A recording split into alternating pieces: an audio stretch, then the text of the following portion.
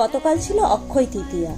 অক্ষয় তৃতীয়া আমাদের কাছে, বিশেষ করে হিন্দুদের কাছে, একটি পবিত্র দিন। এই দিন মনে করা হয় আপনি যা কর্ম করবেন তা অক্ষয় হিসেবে থেকে যায়। আর এই দিনের আরেকটি বিশেষ গুরুত্ব হলো, এখন তো বৈশাখ মাস, তাই জগন্নাথ দেবকে ভীষণ গরম লাগে। সেই জন্য এই দিন ওনাকে চন্দন মাখিয়ে স্নান করানো হয়। আমার অনেক দিনের ইচ্ছে ছিল একটু সত্যনারায়ণ পুজো করব, তাই ঠাকুরমশাইকে বললাম ওই দিনই পুজোটা করব।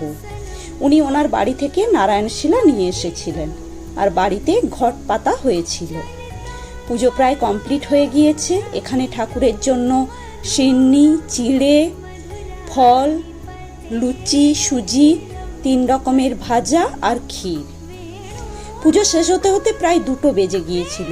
তখন তো আর রান্না করা সম্ভব না, তাই আমাদের এখানে যে ইস্কনের মন্দির আছে ওরই পাশে একটি নিরামিষ হোটেল আছে, ওখান থেকে খাবার আনিয়েছিলাম।